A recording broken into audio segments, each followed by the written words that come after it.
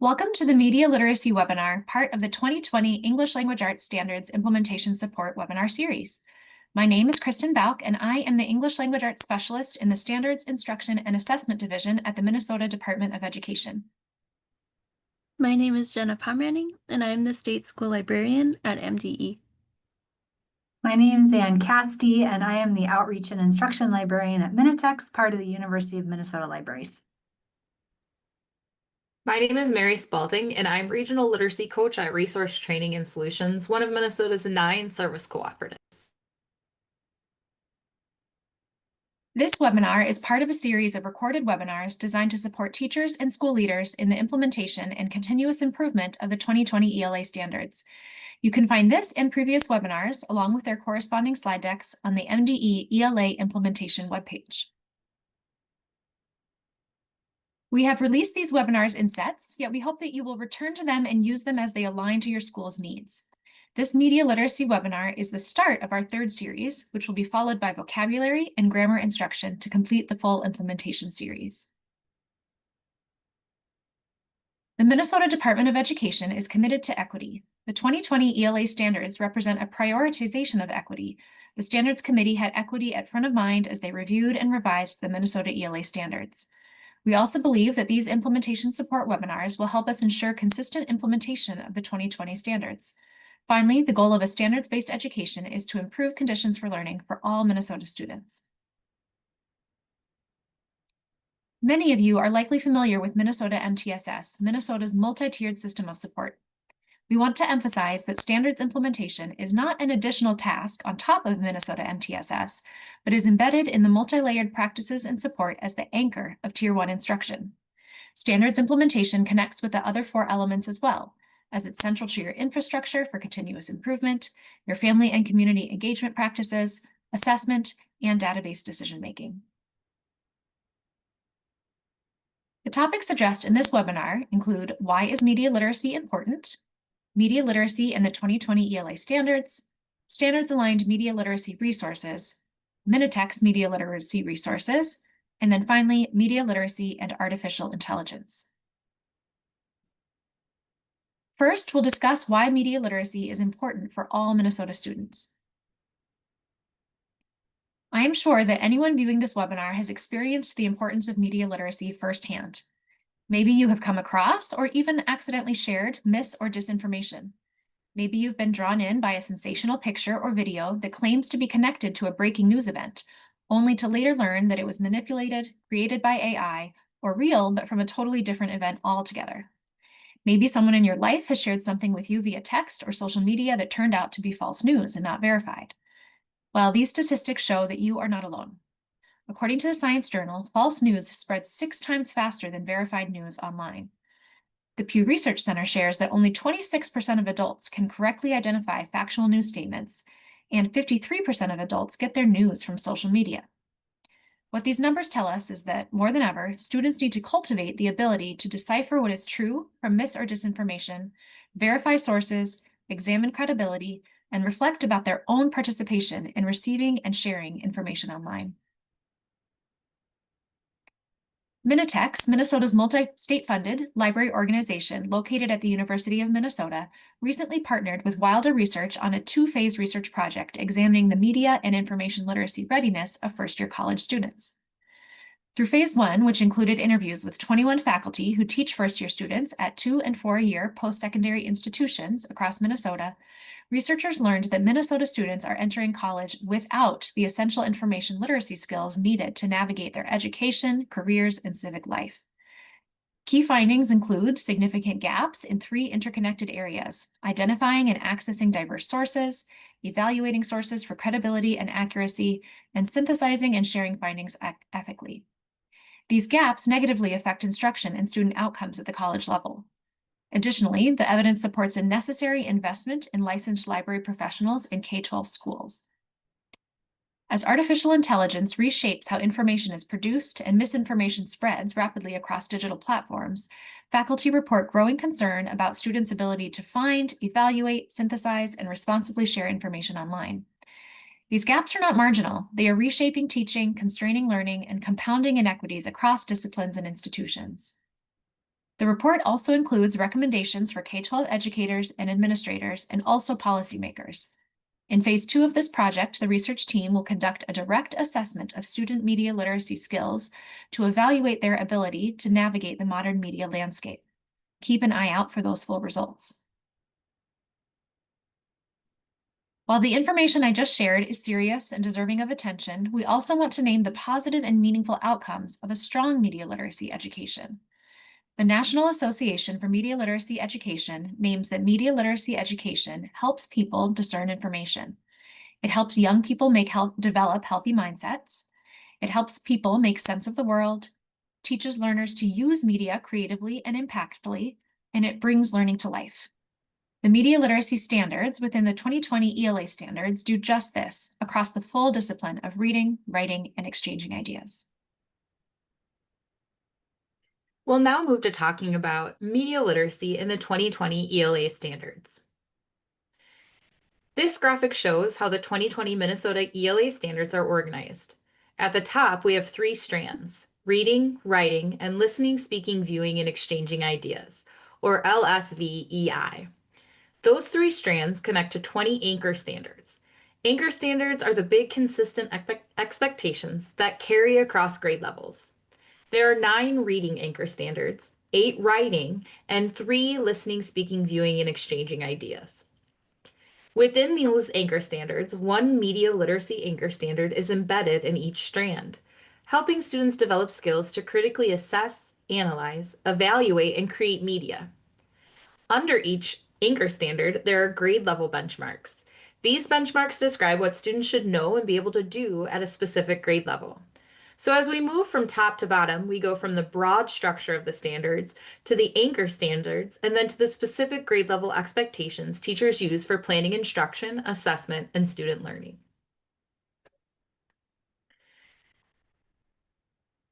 Within the reading strand, media literacy focuses on helping students critically analyze and evaluate information. Students learn to question sources, determine credibility, identify biases, and interpret how media messages influence understanding. Within the writing strand, media literacy emphasizes creating and communicating responsibly. Students learn to produce digital and multimedia text, support ideas with evidence, and communicate effectively for different audiences and purposes.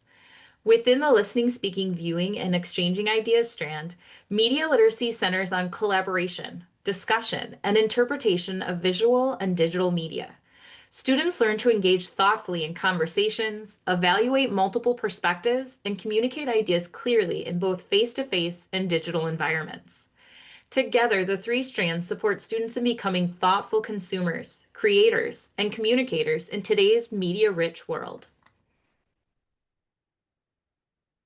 The Media Literacy Learning Progressions document includes the learning progressions for the media literacy standards and grade level benchmarks from kindergarten through grade 12. This document can be found on MDE's Standards Implementation page. Take a few minutes to pause and review the document. As you read, think about the grade level you teach, lead, or support. The performance level descriptors, or PLDs, are another tool to support your work in implementing the standards. They illustrate the progression of skills from beginning to advanced levels and describe the skills and processes students must demonstrate to show mastery of a benchmark. This example highlights Grade 3 Reading Standard 9, which asks students to demonstrate understanding of the relevance and credibility of sources. To meet the benchmark, students must analyze the difference between general and specific information in sources and evaluate what makes an author credible. The PLDs can help educators identify the skills students need to develop and support systematic planning for instruction aligned to the benchmarks. Currently, performance level descriptors have been developed for all reading standards assessed by the MCA in grades 3 through 8 and grade 10. In summer 2026, MDE is developing additional performance level descriptors to complete alignment across all 3 strands of the 2020 Minnesota ELA standards, including reading, writing, and listening, speaking, viewing, and exchanging ideas. The goal is to have a draft PLDs available for public comment in spring 2027, with the final versions completed by fall 2027. This work will also expand media literacy support by adding the remaining media literacy standards in writing and listening, speaking, viewing, and exchanging ideas, complementing the reading media literacy standards that are already included. Thanks, Mary. In this section, we will share a key resource for each of the 3 ELA strands: reading, writing, and exchanging ideas. We've also included a list of additional resources that you may find useful in the classroom. Our first resource supports the Media Literacy Reading Strand, Standards R9. You can see an example 5th grade benchmark from this standard, which asks students to evaluate sources based on validity and credibility of information related to task and purpose. Civic Online Reasoning is a great resource for this standard, specifically the modules on lateral reading. Lateral reading is a strategy for investigating who's behind an unfamiliar online source by leaving the web page and opening a new browser tab to see what trusted websites have to say about the unknown source. In this resource pack, students watch the teacher model lateral reading and then have a chance to practice the strategy to determine who's behind a website and ultimately whether that website is trustworthy. Engaging videos, examples, and a lateral reading poster are also available.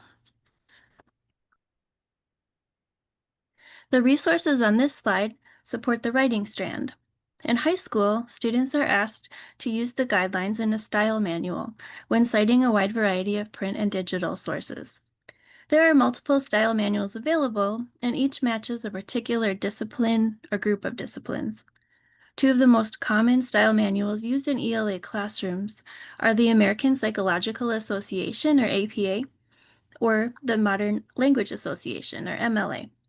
Each of these style manuals has specific formats and processes for citing information, including both in-text citations and references or works cited. Having students use authentic citation practices helps them prepare for college-level writing, but maybe more importantly, it helps them understand that their thinking and writing are part of a larger disciplinary community.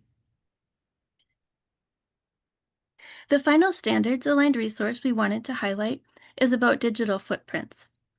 Having students demonstrate an understanding of the concept of a digital footprint is part of the listening, speaking, viewing, and exchanging ideas media literacy strand from kindergarten through grade 12. Common Sense Education has great lesson plans and resources to help students understand both what a digital footprint is, as well as how they should consider their digital footprint when taking in, creating, and sharing content online. There are a variety of resources from kindergarten, where students learn the basics of digital footprints, through grade 12, where students consider how to cultivate a digital footprint that showcases their purpose. Finally, here's the list of additional resources that you might find helpful when teaching and practicing media literacy in the classroom. If your school has a library media specialist, I strongly encourage you to collaborate with them. They have resources on media literacy topics and would be happy to co-teach or provide you with additional resources. And now I'll pass it over to Anne to share about other great resources available through Minitex. Thanks, Jenna. Today, I'm going to talk about media literacy and eLibrary Minnesota and how we can help students navigate today's complex information landscape with some student-facing media and information literacy tutorials. So very briefly, what is Minitex? Minitex is Minnesota's library backbone. We work to provide library services and resources that benefit all Minnesotans and all Minnesota schools and libraries. We also administer access to eLibrary Minnesota, eBooks Minnesota, and Minnesota Digital Library, state-funded curriculum and library resources for Minnesota's classrooms.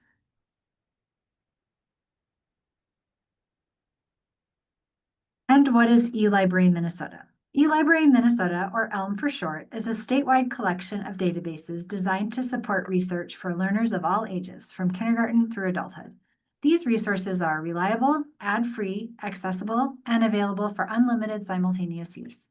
Students can use the student research area of ELM to build research skills and find trustworthy information, while educators and librarians have a dedicated area with tools and support to help guide instruction and learning. Today, we're going to touch on one new area of ELM, student-facing media literacy modules that we are piloting in response to Minnesota's new media literacy ELA standards. ELM provides a statewide platform for hosting and sharing content, so it's a good place to house resources that need to be available to all. The modules are meant to be an introduction to the concepts and cover key skills such as exploring types of sources, evaluating credibility, lateral reading and authority, searching for and selecting sources in eLibrary Minnesota, citing sources, and understanding digital footprint and AI. So where can you find them? The modules can be found in the Educator and Librarian Learning Center or by using the direct link on the slides. They are student-facing, require no login, and can be completed asynchronously. At the end, students can receive a certificate of completion with their final score, which they can download as a PDF or send by email. Each one includes a learning objective, topics covered, and alignment to ELA standards. The tutorials are designed at a middle school level, although they can be used well into high school, and take about 10 to 15 minutes each to complete. Students can click in and get started right away. They are accessible to screen readers and include short videos, interactive quiz questions, and unlimited quiz retakes. You can walk through them together as a class, or students can complete them independently and email teachers a copy of their completion PDF. Since we are all trying to navigate how to integrate the new media literacy standards, this will continue to be a work in progress. We would really appreciate it if you could click around and test the tutorials out and let us know if they are meeting a need or how they could be improved. If we find that they are useful, we will work to expand them with an advisory team. Finally, I wanted to mention that alongside the organization Media Literacy Now, we are working to consolidate the various groups that are concerned with media literacy to support legislative advocacy, content creation, and public education. There are so many groups and resources out there, and we need to bring all partners together. This effort is being led by iCivic's Director of Outreach, and at this point, we are in the planning stages. We'll share news about this group, resources it develops, and ways to get involved through the ELA Leaders Network and the Minitex Messenger, our weekly newsletter. Thank you, and please share your suggestions, stories, or reports about how the modules are meeting your needs. You can contact me and Casti at casti@umn.edu and consider following the Minitex Messenger for updates on this project and all things ELM, eBooks Minnesota, and more.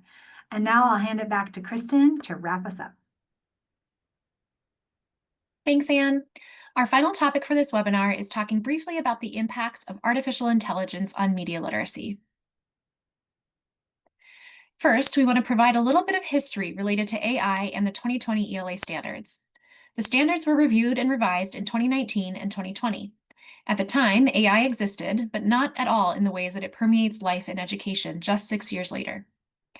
In November 2022, ChatGPT was released to the general public, followed by multiple other platforms for large language models. In the years since, we have seen an exponential growth in generative AI, and AI is ubiquitous in students' lives, both in and out of school. So while the media literacy standards certainly still apply in the age of AI, you won't see AI-specific standards or benchmarks. When these standards go through their next review and revision, AI is certainly something that will be considered. Media literacy is an essential component of AI literacy. This graphic shows the related but distinct components of AI literacy, which also include computer science, ethics, design thinking, data science, digital literacy, and of course, media literacy. As you can see, AI is complex, but media literacy education helps students build essential skills for living in a world with AI. The Pew Research Center recently published a report titled How Teens Use and View AI. I encourage you to pause the webinar here and take note of what you notice and wonder about the screenshots of some of the data included in the report. What stands out to you? What questions does it provoke?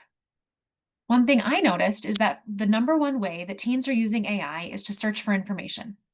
Based on what I know about AI, including how it is not a reliable search tool and can hallucinate information, I'm convicted that the media literacy skill of verifying and citing information is more important than ever. This also supports the need for more media library specialists and librarians who can guide students in more accurate ways of researching. I'm also curious about the data that shows teens are more positive than negative about how AI will impact them. That prompts me to stay curious about how learners are engaging with technology, both in and out of school. As the data we just explored show, there's no hiding from the ways that AI has impacted and will continue to impact media literacy education. These are just a few of the key impacts of AI on media literacy. First is the proliferation of synthetic media and disinformation. AI tools enable rapid, cheap, and easy creation of disinformation, and deepfakes.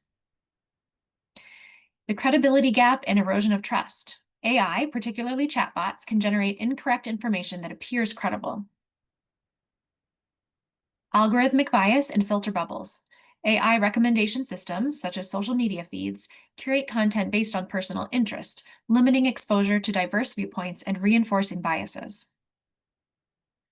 A need for new verification tools. Media literacy now requires more sophisticated knowledge of detection techniques, such as reverse image search or InVid to identify manipulated media. It also emphasizes the importance of strategies like lateral reading, where students might see a video, but then go to a verified news source to see if they have used their more sophisticated tools to verify that video. Finally, ethical challenges. The rise of AI-powered content includes non-consensual imagery and deepfakes, leading to the need for new legal and safety frameworks. One thing that comes up frequently when discussing AI in education is the importance of citing when it's used. This list was developed in part with Gemini, Google's large language model. You can see on the bottom of the screen what the APA citation of this AI use looks like. I did take the time to verify each of the 7 sources this Gemini inquiry produced, which you can also explore through the links provided. The impact of AI on media literacy leads to a greater understanding of what is needed when it comes to current media literacy education.